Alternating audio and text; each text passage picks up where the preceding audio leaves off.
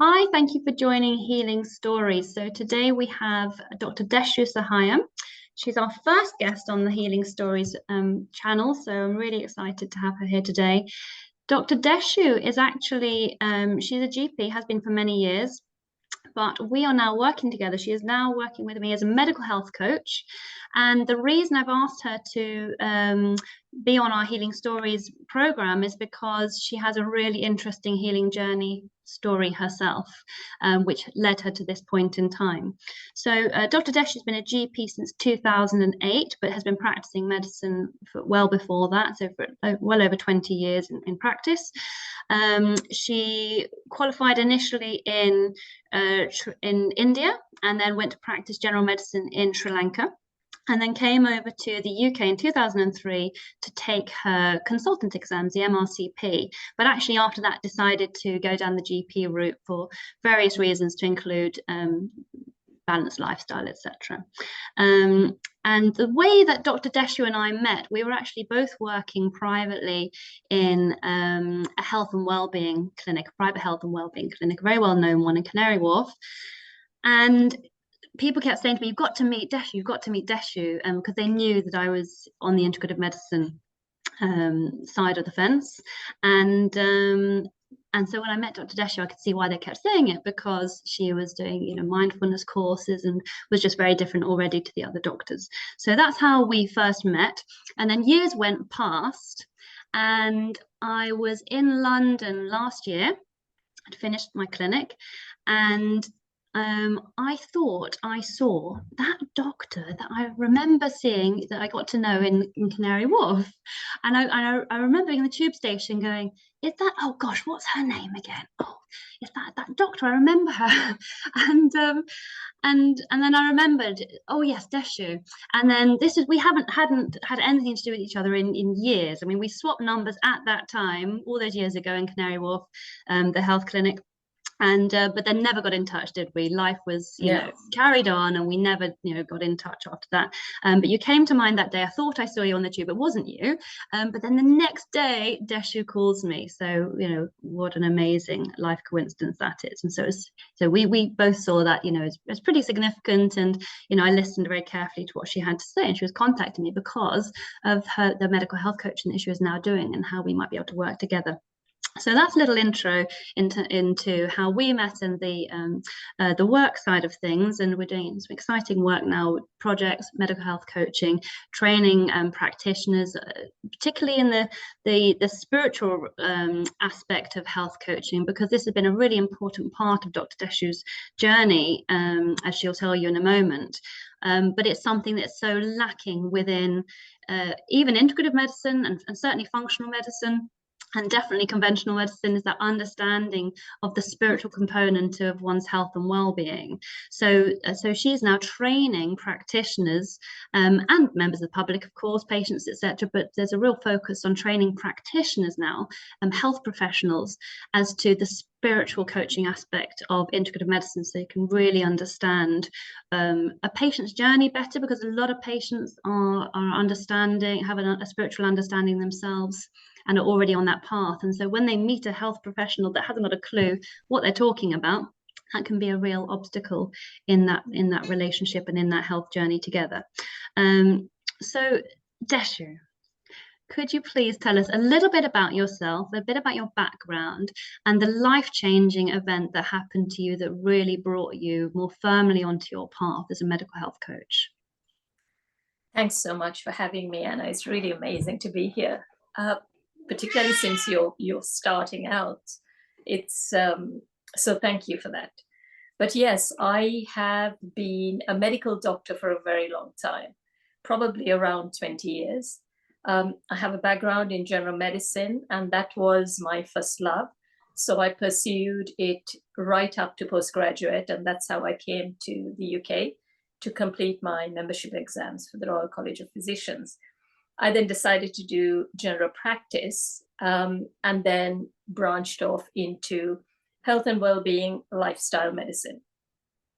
And as a part of that, I did my teacher training in mindfulness-based cognitive therapy. And that was literally the beginning of my journey. As a to do the teacher training, we needed to have a personal practice of meditation. So I had to get up really early in the morning. I did half an hour of yoga, about 45 minutes to an hour of meditation every day. And 6 months later, it had changed my life. So that was the beginning of my journey. And when you and I met, I was still very much a doctor in the conventional sense of the word. I learned a lot from the patients, the clients who came to us at Canary Wharf, particularly clients in the corporate sector. And I learned with the patient how food changes life, how water, acupuncture, various other therapies, how they actually impact life. But everything changed in March 2020. I caught COVID-19, and at the time I was a vegetarian, not drinking alcohol, meditating, practicing yoga. But on day 10, I had a near-death experience. I didn't expect to survive COVID-19. But when one is standing at the doorway waiting to leave, it seems that one's entire life flashes before our eyes. And it brought me to the realization that the choices I had made had shaped me into the person I had become. And that person had been driven by ambition and career and job and climbing up this ladder, acquiring qualification after qualification. Because on some level, I felt that I was not enough without these qualifications. So when all of this was passing before my eyes, I realized that if I had been given a second chance, if I was given a second chance, I would live my life differently. And I was given that second chance. It took me a very long time to recover. I went into long COVID, and at the time, nobody really knew about what long COVID was. I had people telling me this was all in my head, that this was some kind of a psychiatric mental illness that I needed to see. I needed to get my brains checked, really, that it was a psychological problem. But having been a doctor for a very long time, I knew this was not a psychological problem, and I was not willing to accept that label. But when there is nothing else, like medicine does not have answers to the questions that I was asking, I stepped back and I looked at everything. And I am one of those lucky people. I go to Africa, onto the game reserves. I see ecosystems outside our own. And I understand that nature works in very different ways. I have seen the way the natural world is and how it is almost literally balanced on different strands, how animals heal their own bodies. And I wondered inside me, is there a way that the human body can heal itself? And I thought about the number of times we come across broken bones and we tell ourselves it's the doctor that heals the broken bones. But actually it's not. It is the human body that heals the broken bones. It is the human body that recovers. We as doctors give the medication. We might we might operate on the human body, but ultimately healing at a cellular level, knowing exactly what to do and how to do it, comes from the human body. And then I thought, oh my God, how had I missed this? So I went back into the physiology of the human body, the workings of the brain. What was it that I had not seen? And the more I looked, the more fascinated I was with this absolutely marvelous, marvelous creation. I don't know whether you have ever understood that I'm waving my hand in the air. I'm not even thinking about it. It is happening below my conscious awareness. But there are so many chemical reactions that make this possible. And every single chemical reaction is happening faster than the speed of thought. And I was blown away. But then when I looked at the workings of the brain and the body, everything is chemistry, everything is energy, everything is electricity. And I was truly stunned.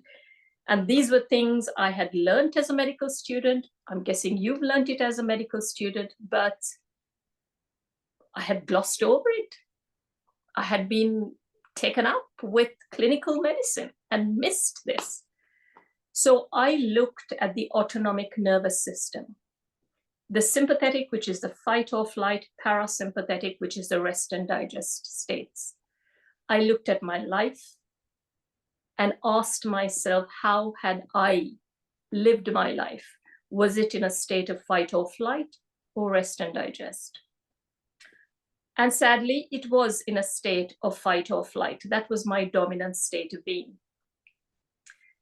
But if we look at an animal in fight or flight, the gazelle running away from the lion, that body is in a state of survival. If that is the dominant state of being, hit by a virus like COVID-19, that body cannot heal. To heal, it has to move into rest and digest. It literally has to. I'm guessing little things it can manage, but largely from a state of survival, the human body is going to struggle to heal from the onslaught of COVID-19. And to me, this wasn't rocket science. Oh my God, how had I missed this? But then I asked myself, how do I create my reality? What are the stimuli that makes me move into fight or flight and rest and digest? What did I need to do to move my mind and body into a state of rest and digest? And what I realized is, as human beings, we have the capacity to think ourselves into fight or flight. We have the capacity to think ourselves into rest and digest. And everything starts with thought. That is what creates our reality, because it is through thought that we show the brain and body, this is dangerous, this is safe, this I like, this I do not. And the brain and body takes its cue or cues from the meaning that we assign to external experiences. And the brain, being a prediction machine, if we label X as dangerous, every single time we think about X, talk about X, glimpse X, before we know it, we are in the limbic system, we are in survival. And the more we engage with the survival pathways, the more likely we are to continue engaging with those pathways. And everything is chemistry. This is not something that is just happening in the brain. It is happening through every organ system, literally. So I decided to change the meaning I gave to external experiences. And I did it in a very, very conscious way. I stopped looking at anything that I thought would trigger me to move into fight or flight. This was TV programs, conversations, books, you name it, I stopped it. I kind of changed the way I ate. I changed the behaviors, the habits, the labels I gave myself, my self-talk, and the meaning I gave to external experiences. I structured everything one by one by one, and I moved it all into rest and digest. But what really blew me away was I started noticing then I was feeling better after maybe doing a little bit of yoga, a little bit of breath work, definitely better after meditation. So how does this work? This works through the parasympathetic nervous system. Certain aspects of yoga, actually a lot of it it raises the tone of the vagus nerve. Pranayama, the breath work, the ancient breath work, again works through the vagus nerve. The mantras, the chants, again, we're using the vagus nerve. So I was like, how did these guys figure this one out? I couldn't understand it. But it prompted me to look at the Vedic literature. It prompted me to look at Ayurveda. It prompted me to realize that their knowledge had been far greater than ours. And that was the beginning of a spiritual journey. And you didn't come from a Hindu tradition, did you? No, I didn't. And, you know, people, the moment you say spiritual, everybody's like, oh my God, she's going to be going all woo-woo on me.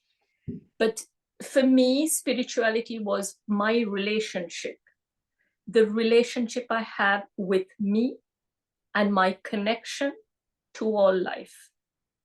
Because ultimately, I am a part of this vast ocean of life. I am not an isolated being. And it is my connection to all life that actually defines my destiny. But if I don't see myself as a part of this vast ocean of life, if I see myself as an isolated being, it changes my destiny. It changes who I am. And for the first time, I started really seeing myself as a part of the ecosystem of everything. The trees, the birds, the grass, you know, how does this contribute to my life? And the shocking thing that we take so much for granted is every blade of grass contributes to our life. It produces oxygen, without which we would have no life. Every drop of rain, every ray of sunshine is that which we could not have survived without.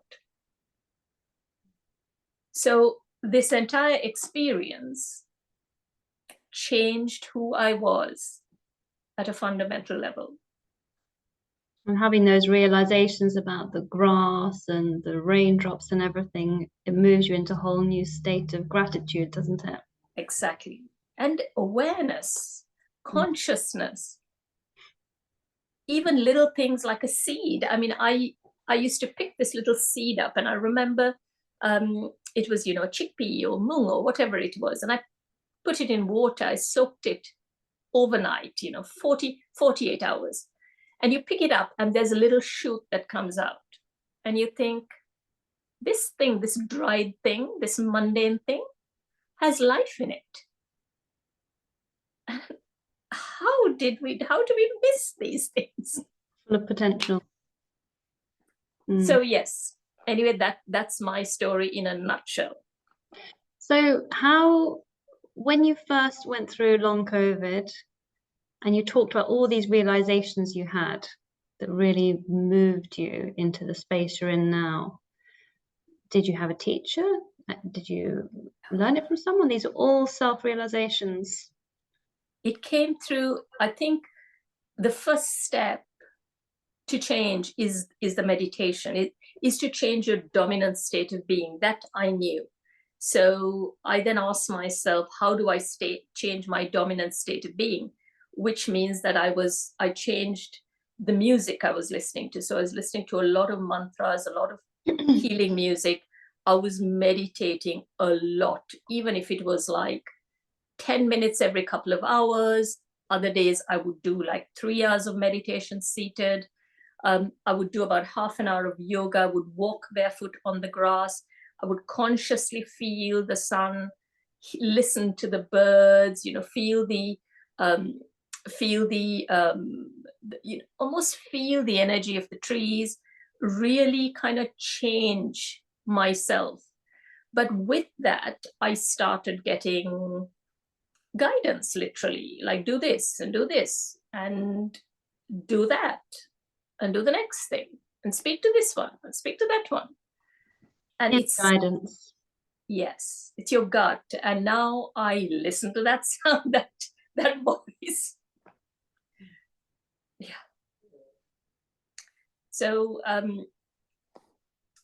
and one of the things I did do was I wrote a book, believe it or not.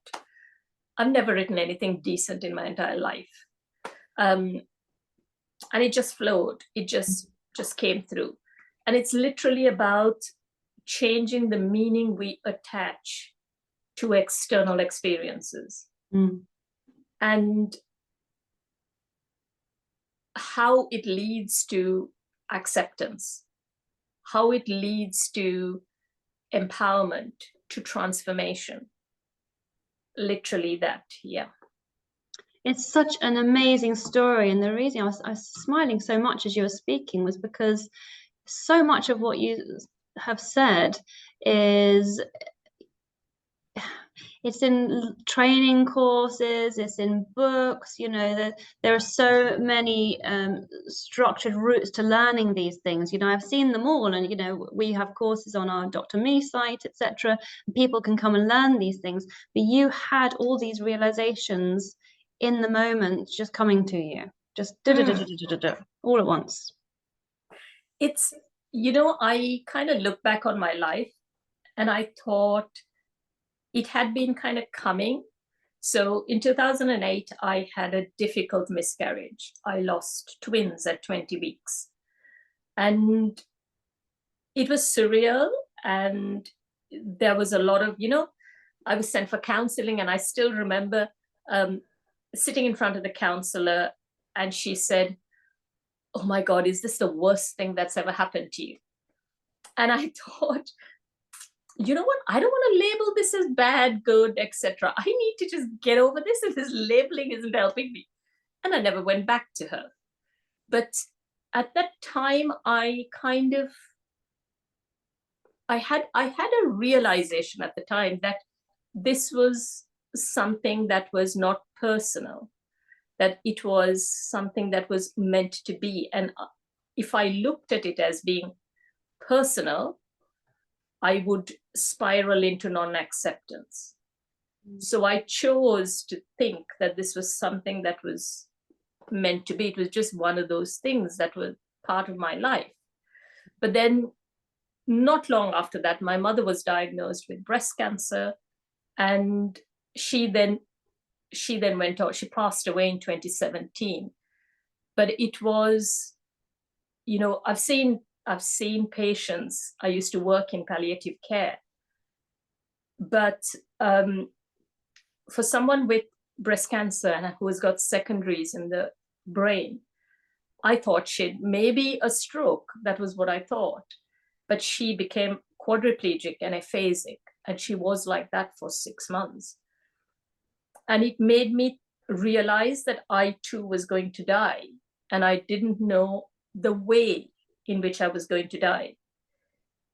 But as this event was unfolding before me, I could only accept that this was my mother's journey. Or I could push that away and say this should not have been. And I knew these two choices were going to lead to two different destinations. So I chose to accept that this was her path.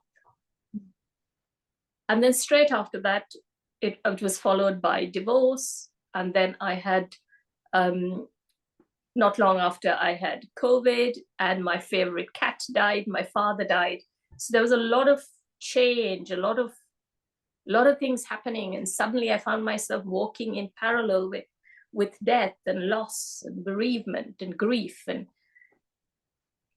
and still having to know that none of this is personal. Still having to understand that this is your journey, but the meaning you assign to every milestone and challenge defines your destiny. It defines who you become at the end of this life. So everything is a choice. And I was quite taken aback. It was like, I was seeing life through a whole different lens, really understanding it for the very first time. It's often said, isn't it, that humans need to go through suffering for Yeah, them to realize, for us to realize what we need to realize, for us to be able to, you know, go deeper into that spiritual connection and appreciate the oneness that we are. Maybe, I mean, do you feel you really had to go through all of those traumas in the run up to the oh yeah, illness? Yeah, for you to be able yes, to see clearly. yes. It was a complete, because everything is a lens through which we see life, and that lens needed to change. Mm. So yes, I'm very grateful, and I realize that I'm very blessed to have gone through what I have gone through. Mm. Yeah. And that is so interesting, isn't it? You know, and that's one of the reasons why we really wanted to do this program and to interview people that have been through healing stories, because, you know, if you were to go back and speak to yourself at that time in the suffering, you know, when you first had the long COVID and you're suffering, or if you were to speak to another person who's in the middle of their health crisis, you know, there's so much I mean, us as health practitioners, I'm always explaining to people in integrative medicine, we look at the meaning of illness. You know, why are we getting ill? And often it's because it's part of our transformation. You know, our body is screaming and shouting at us to make the changes we need to make and to see Yeah. what we need to see so that we can then transform into a more evolved version of ourselves. Yeah. It sounds like what you went through is such a perfect example of that, and you went through it so quickly. I mean, all the things you realized and said you Yeah. saw and you learned. I mean, you know, that's like almost like a lifetime of learning in a very, very short space of time. Yes. And I remember having this surreal experience. One day in the morning, I had got up and I was seated and I had just had my cup of tea and I was looking out at the garden, and there was a robin that was digging up a pot outside the patio door. And just beyond the robin was this big tree. And I was idly looking, and I was kind of just getting ready to kind of meditate. And then suddenly it was like I was the robin and the tree, and we were all kind of connected and we were all one. Mm. And it came on for like maybe about a minute, and then it kind of disappeared into separateness. Mm. And then I kind of wondered whether in some way everything that comes in our field of vision, everything we experience, every person we interact with, is somehow linked to us and is somehow almost like there's a meaning behind it. Mm. And I wondered, and I don't know a lot of theory in terms of, you know, philosophy in the Vedas. I only know the journey that I've walked on. Mm. And somehow, you know, I don't think we need to know a lot of theory. I really don't think so. I think we just have to tune in and allow ourselves to be. And everything else falls, yeah. And because the journey is different for everyone. Exactly. So, you know, that's why, you know, it's always so reassuring when someone like yourself says, you know, I don't have all the answers. I don't have all the theory. I can't tell you it all. All I can do is speak about it from my perspective and from my journey's perspective. And some people will resonate, some people won't, you know, but essentially we do need to walk that path on our own, and we'll have the realizations will come at different times, different rates. I mean, it's a deep subject, isn't it? And we could go really, really deep with all of this. Yes. You know, but I think the point is clear, isn't it? That the transformation, your personal transformation, came through becoming ill, came through having a few different traumas. And then the crux of it, you actually had, I mean, would you say it was a near-death experience? Yes, because I knew I was leaving. I was standing at the doorway And I could feel this.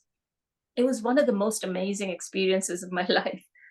I knew I was waiting to go, but I wasn't alone. I couldn't see anybody, but I could feel this kind of love. And there wasn't light, there was just love. There was just almost like you're supported, and you're just, you're not taking this journey alone. And like I said, I used to work at a hospice, and literally 24, 48 hours before a patient passes, they would see a loved one. And you could literally time a person's passing just by that. Wow. It was just, so I'd known this. And even with my mother, I remember her seeing her father, but I didn't see anybody. It was just this love, this energy of love. It was all around me. And I was being guided. It was like, you're not alone, this is okay. You're not alone. And I was ready to go. I'd done a lot of meditation. I felt I had reached everything. This is it, I'm ready to leave. But I'm grateful for the opportunity. And I don't want to waste this opportunity. I want people to know that life is the greatest gift we have. Every moment, every breath, every step is precious. And life passes at a flick of a finger. A decade passes like that, and another decade. And through it, if we live our life through work and through career, then that's who we shape ourselves to be. Because not all of us are going to reach retirement. Not all of us are going to reach 100. So the time to live, the time to love, the time to embrace who you are and the life you live is now. There is no other time. And what about, maybe you could just take us back to your earlier times when you were in that survival mode, you were in that stress mode, the fight, fright, flight mode, so often, as you said. And that was even because you'd gotten onto your mindfulness journey by that stage. So you had an awareness that you had to change it. Presumably that's why you resonated with finding mindfulness. Yes. So you knew it was a problem for yourself, but it wasn't until life really stopped you from continuing that you had to truly face it. I mean, could you talk? I'm just thinking of people that can resonate with the stress, the survival mode, just living in the big race of life. Maybe just talk a little bit about why you think, what brought you to being in that state of being. It was, I ask myself that question now, but one gets caught up in the way, society tells us that happiness lies along a very clear path. We need to study as much as possible, get into these professions, you get married, you have children who do really well, and then you've got grandchildren, and then you retire, and then that's the end of the story. And I had actually bought into that plan. So, but when I was working full time as a GP, I did not understand that I was desperately unhappy. I can't tell you how unhappy I was. I was certainly not suicidal, but I would wake up in the morning, I would open my eyes and think, oh, I am still alive. It's another day. Gosh. And it was, I just struggled so much. I struggled so much that, you think life is not worth living. And I didn't know any other life. And because I didn't know any other life, I could not make any other decisions. So I lived this, and then I changed jobs and I changed locations, thinking that all of this would help. But it just became another stressful situation, just in a different location and a different job. So that's when I decided, okay, maybe it's medicine. So I thought, okay, I'm going to do an MBA to get out of doing medicine. The one thing the MBA did teach me was that I could do something else. And it taught me to think in a very different way. Then I came to mindfulness and I thought, okay, this is the answer to all my problems. Meditate and I'm going to be cool. This is it. I'm going to be relaxed. I'm going to be chilled and it's all going to go away. So there I was doing this every single day. I would get up at 4:30, yoga, meditation, then I would doodle off to work. But what I didn't understand was, if I'm practicing yoga and meditating for an hour and a half every day, but the rest of the day I'm running in survival, then my dominant state is still going to be survival. And this isn't rocket science. I don't know how I missed it. But that's the big, sorry to interrupt, that's the big question, isn't it, within spiritual training, is how to bring the sacred into every moment, how to bring your practice into every moment. So I think it's the belief system. We run on a belief system of, right, we have to live our life like this. We have to pay the mortgage. We've got a house, we've got the car, we've got the kids, we've got the tuition fees, the university, etc., etc., etc. So the belief system then takes us to work and career, and then that becomes the foundation for everything. Some people are very lucky. They either don't have kids or the kids have grown up and they've had kids when they were really young. But for others, you do have to think about these things. It becomes the core of who you are, really. So it's almost like a system that tells you, look, no, this is the way to happiness, but ultimately kind of you get sucked into this state of this economic state, and you get dependent on everything outside of you. It's very difficult, isn't it? Because it's a balance. You know, you've got the two, there are different extremes, aren't there, that people can choose to go down. That's right. And it's about making a choice, and it's about balancing where you can. So most people, you know, they're not going to find a way out of, you know, normal society, and they probably don't want to find a way out of normal society. You know, they're happy enough, or that they're happy with their choice, at least, to stay within the normal social constructs, you know, just paying all the bills as normal and going to work as normal, raising their children as normal. You know, some people make a really dramatic change and do all of this completely differently. But if you decide to be within the normal social constructs, it is really hard to balance the self-development, the you know, the state of the nervous system, so you're really balancing a sympathetic and a parasympathetic. I worked with a quantum doctor years ago, and he coined the term doobie-doobie-doo, which is basically, you know, you just alternate between doing and being, and being, and you just try to find. And so, which is why we say, don't we, you know, you do your meditation in the morning, you do your meditation in the evening, your longer ones that you can do, 10-20 minutes if you can, both times. And then if you can, do 3 minutes at lunchtime. If you can do 1 minute mid-morning, 1 minute mid-afternoon. So you're just punctuating your day with the being aspect, the parasympathetic nervous system becoming activated in those moments. But it takes training, and it takes practice, you know, which is why we say it's spiritual practice, you know. Yes. It takes time. It's a journey. And I was doing all of that, Anna.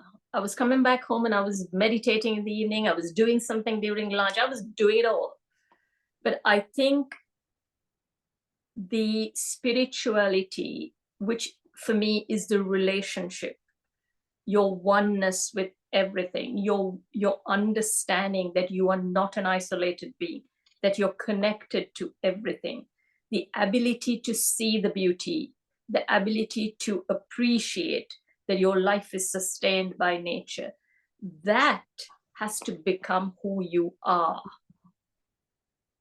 It's a big step, you know, and there are stepping stones to get there. And it's not even about getting there because it's not a destination. It's about just at least having an appreciation of the process and that there's another way of being.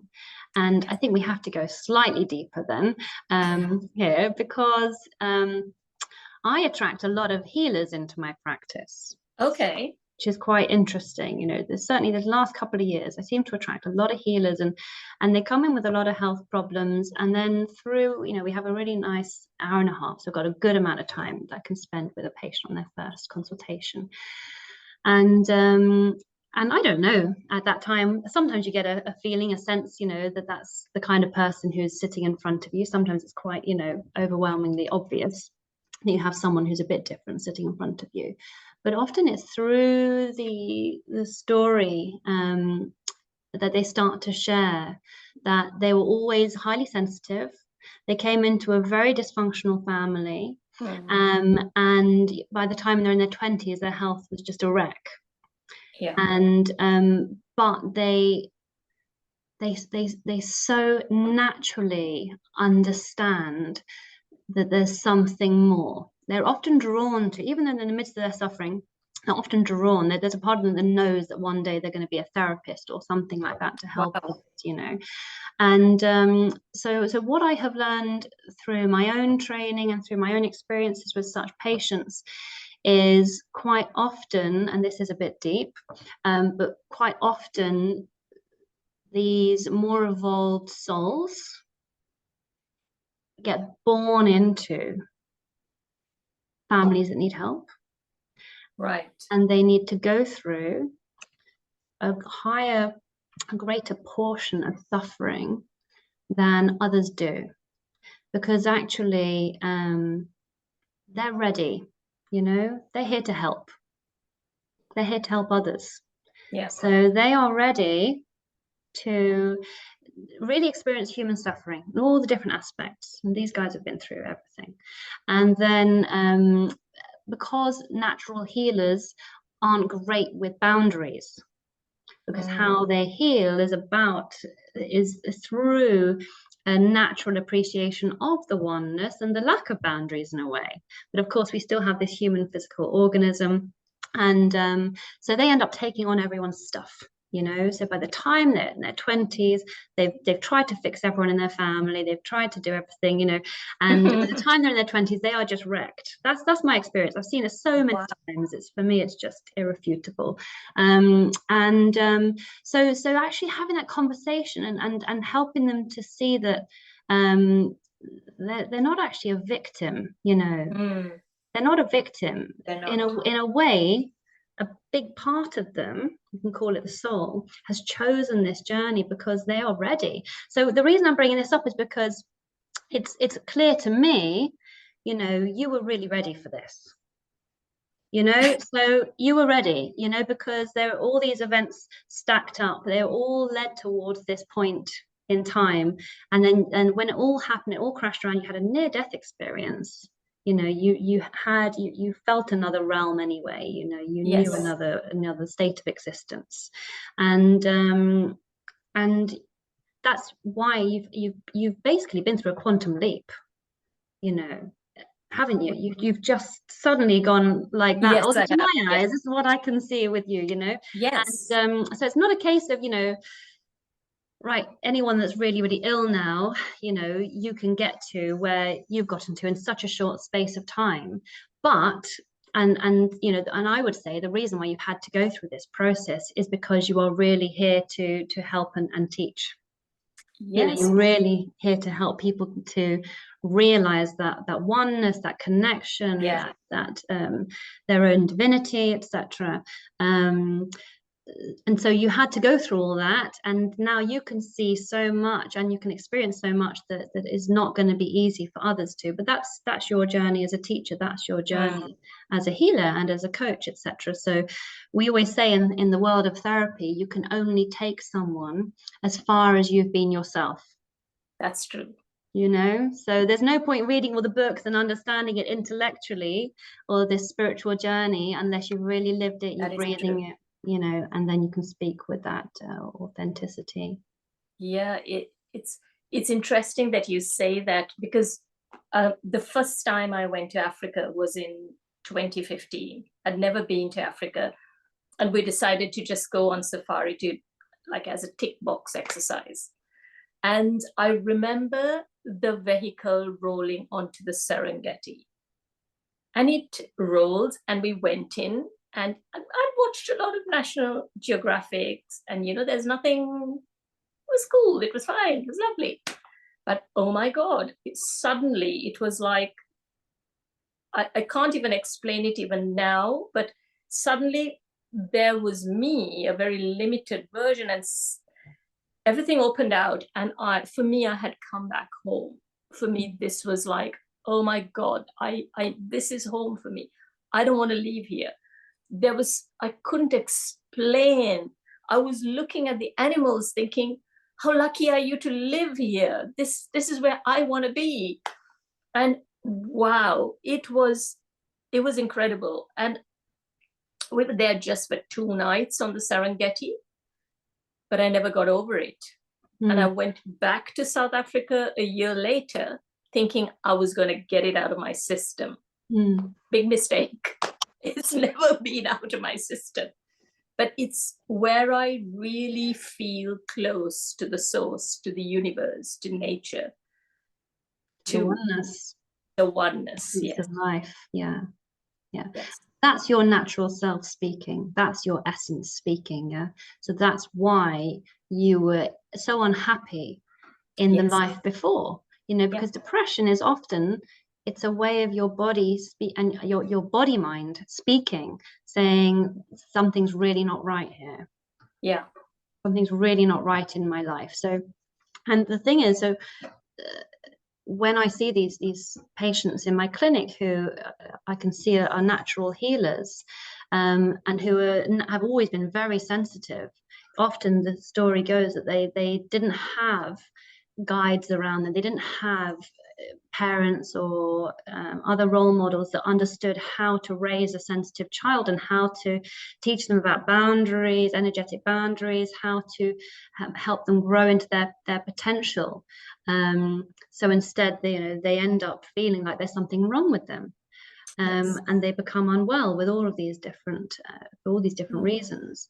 But actually, if they can realize, it's very empowering to realize that, oh, okay, so that's actually all part of what I needed to go through so that I can live my full potential. Yeah. Yes, exactly. And I'd never thought of myself as that. I always thought I was an academic. I was like, spirituality wasn't really my thing. I was a practicing Christian, and I didn't know a lot about Hinduism. I didn't know a lot about Buddhism, even though I came from Sri Lanka. I hadn't really thought about that. I was just studying, working. So suddenly it was like I'd been picked up from one path and plunked in somewhere else. The quantum leap. It's amazing. Yeah. And I had a similar experience, actually. I mean, I'll talk about my own healing journey on another time. But I remember in my early 20s, I went to see a reflexologist. I think it was the first alternative therapist I'd ever seen. Who my mum had said, you must go and see this lady because, our local, very well-respected GP who had his own practice, he referred to her and basically said, she's kind of like a witch and she just seems to make people better. And he just referred to her. So, and my mum had experienced it. So she said, look, just go and see her. And I had, neck problems and back problems and bowel problems. And I think at that time I had been through some depression, or maybe I was in the midst, but maybe that was the main reason I was going. I can't remember. But I remember so clearly her saying to me, asking me something about spirituality or something. And that's right, because she did the spiritual healing. She did like we called it at that time spiritual healing or faith healing. And I said, I said, oh, I'm not, it's not something don't know about that. I'm not interested in that. Wow. Doesn't really, don't believe any of that. Yeah. And she looked at me and she said, oh, you will do. I love it. You will do. Don't wish you knew. I was just in my early 20s. And then I remember when I did my postgrad integrative medicine training, and I went there because I was already doing psychotherapy alongside the conventional medicine. And, I was really interested in getting to the root cause of things. And, I was interested in nutrition and various things. Yeah. And so that's why I went there, the nutrition and the psychology. Okay. And I remember the head of our course, the leader of the course, she started introducing spirituality. And do you know what? My blood boiled. I was so angry. Angry. And I thought, why is she bringing all that rubbish into here? We were a room full of doctors and nurses and pharmacists learning integrative medicine. I was so angry. Why do you have to bring that stuff in here? That crap, that rubbish. It just, I remember feeling so angry. And I had a colleague on the course who was much older than me. And he was really kind, and we'd become friends, and I just remember him giving me this knowing look. It was, I suppose, in a way, it could be seems a bit patronizing, but like he just knew that, like, it's okay. It's okay. You don't get it yet, but it's all right. And so and gosh, after that, like I'll speak about it another day, but the journey into understanding, I'm definitely by nowhere near enlightened, not claiming that anything like that at all, but I have a good understanding. I have a knowing, I just have a knowing. That's the difference. It's not something I doubt or question, it's just, I just have a knowing about the way that things really work on that greater level. So maybe we can, for those, because there may be lots of people listening to this going, oh God, spirituality, what the hell are they talking about, as I did. So maybe we can just help to define it a little bit. I mean, in fact, we were talking before and you gave a really lovely overview as to how you saw it. For me, it's a relationship. It's a relationship that defines who I am and my place in life, in the tapestry of life, because I have now understood I am not an isolated being. Because for me to live, I can't live on my own. I live because of the natural world. That is what sustains my life. But what is the natural world? The natural world is literally every tree, every bird. It's the wind, it's the sun, it's the rain, it's the grass. It's literally every leaf. And ultimately, if there were no leaves, if there were no trees, if there was no oxygen, I would have no life. Mm. If the sun wasn't shining, I would have no life. Without the rain, I would have no life. Mm. So, but when we go into the ecosystems like Africa, where you see nature in all of its glory, and it's not just about what you see, it's about what you feel. You understand that, as you look up at the Milky Way standing on the plains of the Serengeti, that your life runs in parallel with 1 million other lives right there on the Serengeti. But as you look up at the stars, you understand that you're an insignificant life form on an insignificant planet. But yet, your life is running in parallel with so many lives we don't even understand in the 60 billion odd stars out there. Mm-hmm. It's about that. For me, is spirituality. I am not alone. I am a part of this ocean of life. For me, that is spirituality, that understanding, and looking at the human body, really looking into human physiology, the physiology of the body, taking every single cell that you and I know It knows exactly how much sodium needs to come in, how much potassium should be going out, which channels need to open, which channels should not open. There is an inherent intelligence that our human body operates through. This is not you and me, because none of this is happening at the level of conscious awareness. It is happening below our conscious awareness. The body that we inhabit knows what to do. We don't need to tell it how to heal the broken bones. We don't need to tell it anything. It knows what to do. We just need to provide the circumstances and the environment that will move it into rest and digest, that will allow it and give it the absolute chance to heal. But we only need to look at the workings of the human body. We don't need to look out there to know that there is something more than what we take so much for granted. It's all there. One of my teachers taught me that nature is God on earth. Yeah. So, you know, we first learn from our own body and then we learn from nature. And this is all way before you learn from other humans. Exactly. So when I was ill, the two creatures, living beings that came to my mind, one is the dung beetle. And you see all of them in Africa. You know, you see this little thing that's rolling this elephant dung around. And when I looked and I thought, what's it doing basically? Where's it going? Does he know where it's going basically? It's rolling this thing around. And I was told this little thing, which is about this big, it is navigating by the stars. And I looked at this dude and I thought, you're navigating by the stars? How are you doing that? Oh, amazing. I could not, it just wasn't computing. But then I thought about the caterpillar transforming into a butterfly. I mean, this is a miracle. How is it we're not seeing this? Yes, yeah, miracles.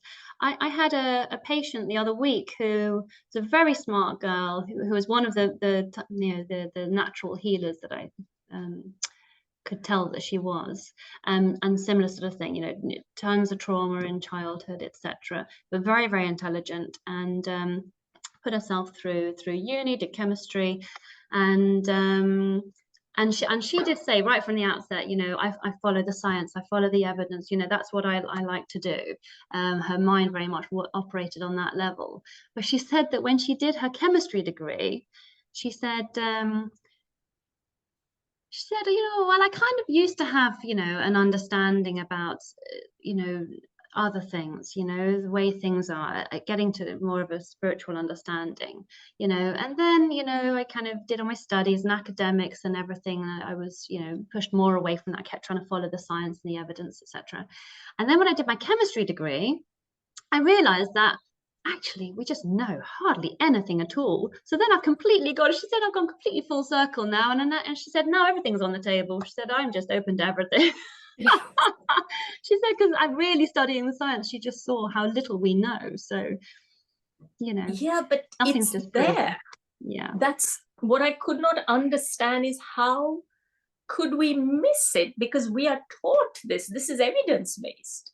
It's what we know, but we don't stop to think, how does the human body know what to do? but I mean the divine connection. That's what I'm talking about. You know. Oh yes. Her chemistry. It's funny that her chemistry degree got her to go full circle back to appreciating the divine connection. Yes, and we don't even have to say it's divine. You could say it's energy. You could say it's quantum. Yeah, I agree. These words can get in the way, and as you heard from me earlier, that was a real obstacle for me. The word spiritual, that was a big, because to me, spiritual, I knew nothing. So, and I came from a very atheistic family. So for me, spiritual meant, you know, I didn't even really know what it meant actually, but I just thought about lots of little, you know, weird things floating around, and you know, I just had no idea. And of course, then there's the religious God aspect as well. You know, whereas whereby there can be, particularly in schools and things, a limited understanding where you're just trained or taught that, you know, God is this thing outside of you. God sits on a cloud and looks down and passes judgment and gives rewards and passes judgment and you know, and punishes, and you know, you've got to fear God, and it's completely separate to you. You know, that's the limited understanding. When you just get the kind of limited information, you know, through school, through, you know, I went to a cathedral school as well, so we had, you know, things like that. And so then, you know, you get to adulthood and it's just, it doesn't resonate. It doesn't resonate. You're right. Exactly. And it's only when you start meditating, you start working with people who are further down the spiritual path than yourself, and you start to, and reading books, and you get glimpses of what they're talking about and realizations. And God, I remember when in my integrative medicine diploma, it's back in 2009-10, I remember we had a Qigong master who came to teach us, or a Qigong teacher. And he got us to try to feel energy between our hands. And it was completely new for me, you know, feeling the ball of energy. And again, I was a complete skeptic. So I was just like, what the hell? But by the end of it, you know, but I was there to learn, you know, and I was open enough, you know, and I was there to learn. And I really liked him. I thought he was lovely. Now I would say I really liked his energy, you know. And I thought, okay, let's give it a go. And by the end of the session, I was like, oh my God, it's so weird. I can feel something. There's nothing there, but I can feel it. And then he took us out to a tree. This is me and all these other students, doctors, nurses, pharmacists. And luckily it was summertime. It was a nice day. And we stood outside. There was a big tree in the middle of the garden. And he got us all to stand way back from it and then close our eyes and slowly approach to feel the energy of the tree.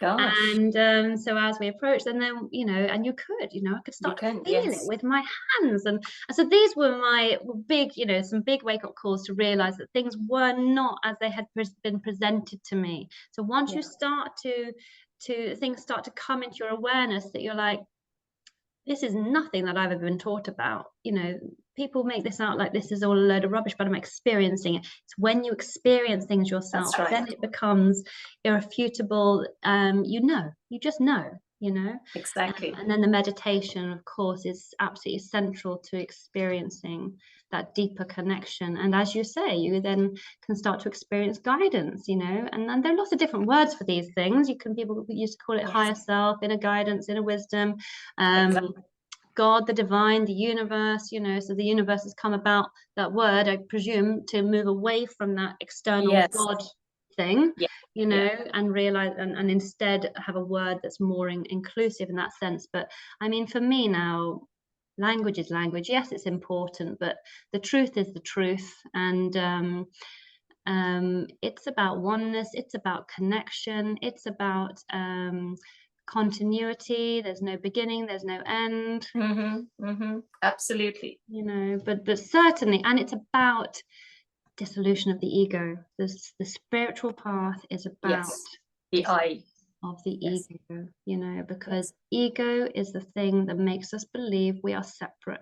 So the more we are up in our intellectual mind and focusing on, you know, all the things that have created our identity, we are stuck in the ego, and then it's very hard to feel that connection and to realize that you're just part of everything else. Exactly. No separation. Yeah. The one thing I wanted to ask you, Anna, is you practice integrative medicine, which is very different. And I think it's something that a lot of people really need and don't know much about. So do you want to just tell us a little bit about it? Yeah, so integrative medicine, it's about addressing the root cause of illness. So understanding the meaning of illness is really, really key. And I believe there's always a meaning. Even if you're in functional medicine, we're very focused on you know, environmental factors, which are really important. So toxicity is a big problem today. But why does one person become toxic and not another person?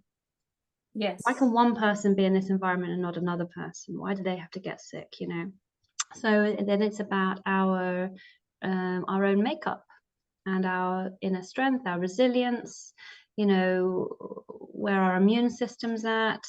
So yeah, I just don't believe you can separate the mind and the body. The energy system, the spiritual aspects. I mean, not that, you know, in practice, we don't really talk about the spiritual aspects unless someone's ready. Yes. You know, and it just doesn't make sense. You heard what I was like early 20s. It was just, what? So nutrition is often important, a central tenet of integrative medicine. You know, as you mentioned, getting your nutrition right is really important. Detoxing is really important, and importantly, empowering people to take care of themselves. So, as you were saying earlier, you know, there's this real push within our society to see everything as external to you, and with that comes a belief that power is external to you. Yes. You know, others have power over you, other things have power over you, you know, drugs, pathogens, you know, picking up viruses and infections and things, you know, all these things are external and separate. But in integrative medicine, it's really empowering the person to take full responsibility for their health. It's no one else's fault. It's nothing, you know.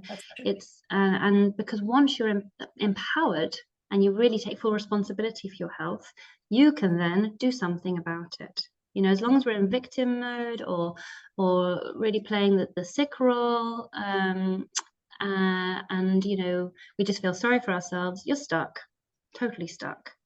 Yeah. But if you can start to understand, you know, okay, so yeah, I had this in my upbringing, and yeah, that did play a part, and that did result in me being a bit like this, and then I was leading my life very much like that, and oh gosh, then I was eating like this, and oh, then I was drinking, or whatever. You know, once you can start to really see how you've ended up in the place you're in now, you can then start to reverse things. You can start to clean things up on a body, mind, spirit level, everything, depending on what you're ready for, you know. So we normally go in at the level of nutrition because everyone has an understanding, their beliefs fit with it, it's tangible, you know, and then part of the skill of a practitioner is to see where someone's at and what they're ready for next. So but yeah, integrative medicine, addressing the root cause, empowering people to take care of themselves. Something that I feel is really, really important is first do no harm, quoting Hippocrates, because that is, I just don't see that much in conventional medicine. I see so much harm being done,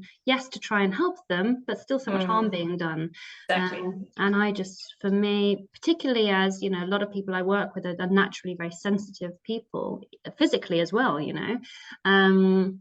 They can't tolerate the drugs. Sometimes they can't even tolerate supplements. You know, their body's so sensitive, so it's not a solution for them. And then they're really left. There's nowhere else for them to go. So integrative medicine helps them to really put themselves back together again and understand how they ended up where they're at. So it's also about, there's also another definition within integrative medicine is about combining the best of conventional medicine and the best of natural medicine.